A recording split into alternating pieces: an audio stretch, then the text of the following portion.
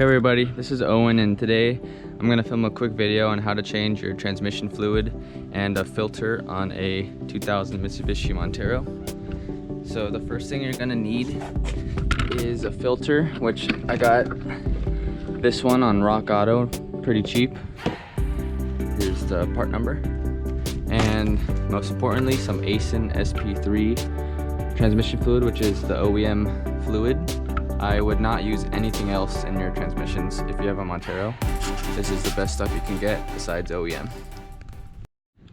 Okay, so the first thing you're gonna wanna do is you're gonna wanna drive the car a little bit, get the transmission fluid hot, and then when you get home, park it on a level surface. You're gonna leave the car on. You're gonna put it in neutral, and the first thing I do is I check the fluid that's already in there. So I already did it on this car. But what you're gonna wanna do is you're gonna grab this dipstick right over here. Here's the oil dipstick. Let me try to get in there. So here's the oil dipstick right here. You're gonna grab this one, the one in the back. And you're gonna check that, and it should be right up to the hot level. And mine was a little over the hot level, so I know when I drain this fluid, whatever drained out, I'm gonna put a little less back in, and that should be the right amount. And then the first thing I'm gonna do is come around over here, and under the car, you got, here's everything under. And our transmission pan is gonna be this big one right here. And the drain bolt is right there.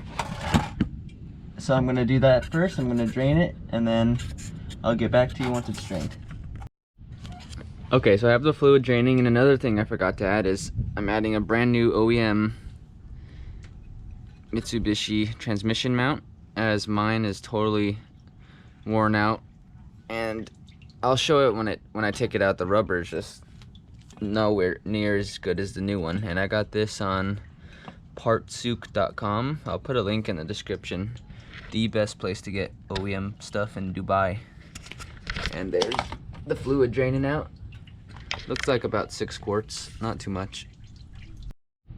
Okay, so all the fluid's drained. Now I'm starting to drop this center cross member, and you want to put a jack right there in the transmission hold point.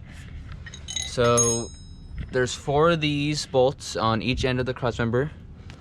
They are 17 millimeters, and then you gotta take the 2 bolts off holding the transmission mount right there. Those are 14 millimeters, and I'm gonna do that now, and this whole thing's gonna fall, so be careful. Okay, so I got the transmission cross member off, and this is what it's gonna look like after. And if you want to change the transmission filter, you have to drop the cross member, because to get to the back bolts on the pan, you have to take the cross member off, and then also, I still have to do it, you have to take this brace off right here, because the bolts are under it. So either way, the cross member has to come off, and it would be a good idea to just change the cross member transmission mount, because at this point, they're very old, and I guarantee they're horrible. And this is what I used to not let the thing fall on me. I just got 2 jacks, had them like this, set it down on that, and then slowly just let it down. And let's compare the old cross member mount to the new one. So here's the old one. This thing looks horrible. I'm gonna power wash it in a little bit, but here it is. As you can see, those mounts are really not looking good. The rubber is just totally collapsed. This one's cracking, collapsed. Let me get the new one right next to it for comparison. So here's the comparison. It's hard to see, but new one on top, old one on the bottom. Look at that. Probably not gonna make a giant difference, but definitely gonna be better than what it was. Maybe just soften it up a little bit, not too sure. definitely much better than what this is. These are brand spanking new. Alright, I'll get back to you once I get the whole thing done. Alright, and here's the fluid that came out. This stuff is horrible. This stuff's black. This stuff's supposed to be nice bright red, so this thing definitely needed fluid change. This is why it's always important when you buy a new car or Montero just to change all the fluids. This thing's been sitting since 2014. I bought it, got it going, and it looks like this stuff is pretty old. I also spilled it everywhere. Alright everyone, so at this point I got the pan off and everything. I've just been cleaning it with the razor blade and stuff, and I power washed it. Almost ready to put it all back together. Here's what it looks like. Not too bad. And also beware when you take the filter off, a bunch of fluid's gonna dump out again. But I power washed the cross member, and I've just been cleaning everything up. I soaked these bolts in gas to clean them, and this wasn't used with this, but I power washed this. It came out pretty clean. I'm probably gonna have to do something about this rust. That's just because it sits in between the body and this, so I have to figure out how I'm going to, probably just have to sand it down. I'll do that another day though. Almost ready to put everything back in. Hardest part just gonna be lining up the gasket, but really not too bad, just because sometimes it falls and slips around. But once you stick a bolt in, it's good to go. And then I have the factory service manual, so I'll be torquing everything to spec, and I'll get back to you once I get the pan ready to go on. Okay, so I just got the filter on. This is the filter. You take it off with 1, 2, 3, 4, 5, 6, 7, 8, 9, 11 8mm bolts, and there's a little gasket that comes with the kit that I got, and very easy. Now I'm gonna clean the surface of this, the transmission. I'm gonna clean the surface of the pan, and I'm gonna put the transmission pan on and then fill it up with fluid. Okay, so I just cleaned the pan out, and now I'm putting the magnets in that I cleaned, and according to my manual, this is how the magnets need to go in. So just like this, here's the drain bolt, here's the dipstick tube. That's exactly how they're supposed to go according to the manual. And I'm trying to find the torque specs on the pan. I cannot find any, so I'm gonna keep looking, and if I find them I'll let you know, but if not, I'll just tighten them snug. Okay, so I just looked through the manual. There's absolutely nothing on the transmission oil pan torque, so I'm just going to tighten it till snug. And you don't want to over tighten it because it's pretty thin pan. You don't want to bend it. You'll know when to stop. Just nice and snug, especially with the gasket. One of those thick paper gaskets, those seal really easily, so don't have to tighten it too much. But I did find the transmission drain plug torque, and if you go over here, it's 21 Newton meters or 15 foot-pounds. Newton meters, foot-pounds.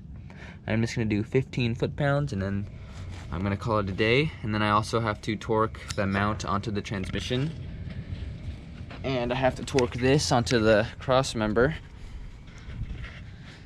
So don't want to forget, I need to torque this on top of here, and I also need to torque this onto the transmission. And these were filthy. I pressure washed them, so now they look pretty good.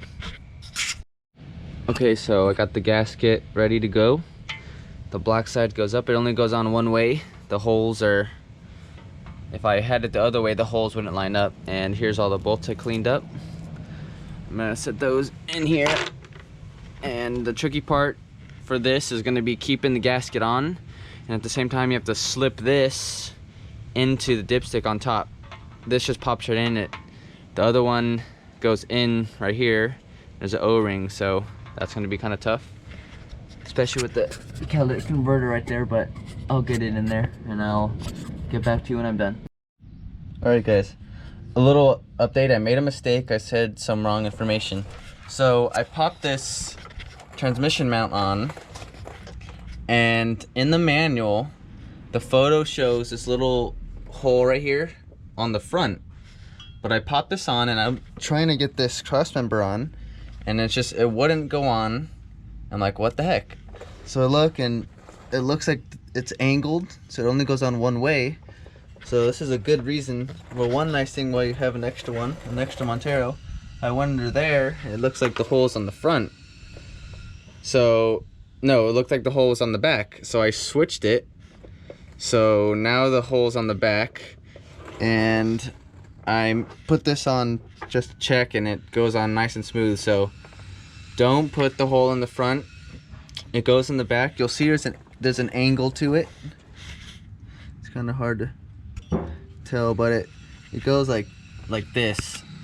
So that's partly why this cross member wouldn't go on. So don't listen to the last thing I said and put the hole in the back, and I'm gonna retorque it, and we should be good to go. Okay, next thing, when you're putting your cross member on, don't forget to put these little weird dust covers on the mount. I mean, it's not super important, but if you have them, you might as well pop them on there. At least keep the rubber safe, I guess. And then after that, I'm gonna put this on and torque the spec also.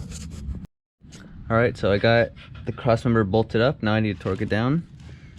Here's the cross member, 47 foot-pounds. Not sure if you could read it. I got my torque wrench set. I'm gonna torque them all down. Here's how it should look. And I'll get back to you once they're all torqued. Alright, the cross member is torqued down to 47 foot-pounds. Now the very fun thing I have to do, torque-wise, is torque this mount. And the bolts are 36 foot-pounds, so I'm going to do that. And then everything on the bottom's torqued. Now I just need to fill it up with fluid, and we are all good. Alright guys, so I just took this thing off the ramps. We want it on level ground now. I got everything buttoned up underneath, and now you're going to fill it with ASIN SP3. You could get this stuff on rockauto.com. The best stuff to get. I definitely would not run anything else. And the only way to fill the transmission is through the dipstick. So just get yourself a skinny funnel and stick it in there. But the only thing is, you want to go super slow. It'll overfill really fast. So the Gen 3s are a little easier to fill because it's a lot less stuff in the way. But hopefully this funnel is going to work. I think it will. It's in there a good amount of ways, so I'm going to fill this thing up. And like I said earlier, when I checked it before I drained it, it was a little bit high above the hot line. So I drained about 6 quarts. I'm probably going to put like 5 in to start with, and then I'll add from there slowly. You don't want to overfill it, because then you have to take the drain plug out, and it's a pain. So go super slow when you're filling it. You don't want to overfill it.